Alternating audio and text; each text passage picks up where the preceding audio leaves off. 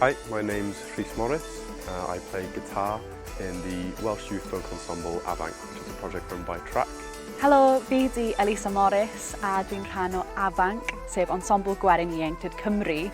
Dwi'n dod ymreiddiol o Gaerdydd. It's a project for people from 18 to 25 to play folk music together in an ensemble setting and giving us lots of opportunities for gigs. Mae gallu bod yn rhan o'r ensemble wedi golygu bod wedi gallu chwarae gyda llwyth o bobl ar draws Cymru gyfan a gallu datblygu ein sgiliau ni o chwarae, ond hefyd sgiliau diwydiant ar gyfer fod yn rhan o'r sîn werin. I started playing folk music when I was about 12. I'd already done a lot of clog dancing and some Welsh folk dancing, and I looked over at the band and I thought they're having a lot of fun.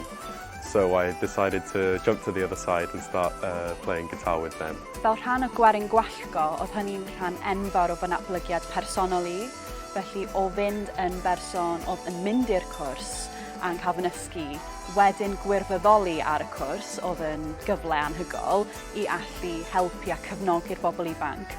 Ond yna, rhedeg y cwrs, a oedd hynny yn beth anhygoel i fi achos ges i'r cyfle i weld e mewn 3 ffordd gwahanol. So once I started playing folk music, I realised that there was a project run by Trac, Gwerin Gwallgo, and I started going to that, and that was absolutely life-changing. I got to meet all these different people who were really, really good, and I was a bit scared to begin with, but I settled into it, and the tutors and everyone was so supportive and amazing. And fortunately, I was asked to tutor for Gwerin Gwallgo 1 year, so I felt like it had come full circle really, and it was really enjoyable. Yeah. Mae fod yn rhan o Avanc a hefyd y cefnogaeth arall wedi cael wrth Trac Cymru yn golygu bod fi nawr yn gweithio yn y celfyddydau. Dwi'n gweithio'n llawn amser mewn sefydliad yn codi arian, a dwi'n edrych mlaen gallu datblygu'r sgiliau yna a daeth lot o hynny yn wreiddiol o cael y cyfleoedd gyda Trac yn bendant a gweithio mas pa fath o bethau yn y byd celfyddydau dwi'n mwynhau wneud.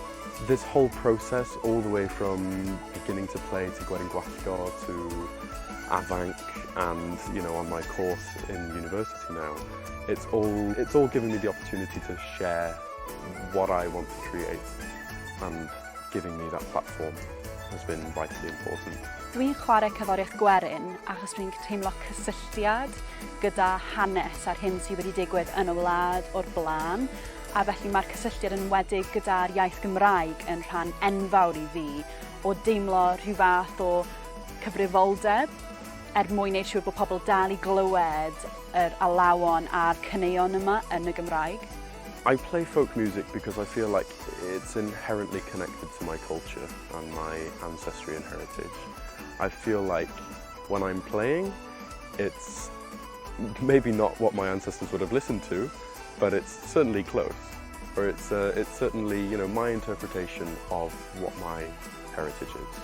Mae'n hanfodol i gefnogi be mae Trac Cymru'n ei wneud, oherwydd mae'n ffordd o wneud yn siŵr bod yr celfyddydau'n hygyrch i bawb, a nid dim ond at rheini falle sydd wedi bod digon lwcus i gael y traddodiadau wedi pasio lawr o genhedlaeth i genhedlaeth.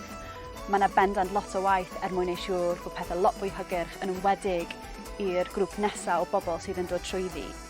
Especially just as I was beginning, I didn't really feel like there was that support network there to guide me through really entering the folk world. And so what Trac kind of managed to do was bridge the gap between agents, organisers and grants towards the people who need it, which is us.